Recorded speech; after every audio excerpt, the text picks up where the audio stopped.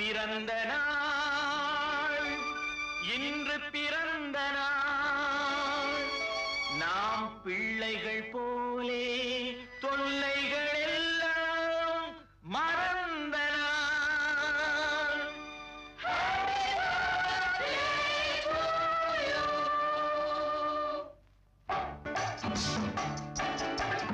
உறவு என்ற வானத்திலே நாம் பறவையாகலாம், உள்ளம் என்ற தோட்டத்திலே நாம் மலர்களாகலாம்.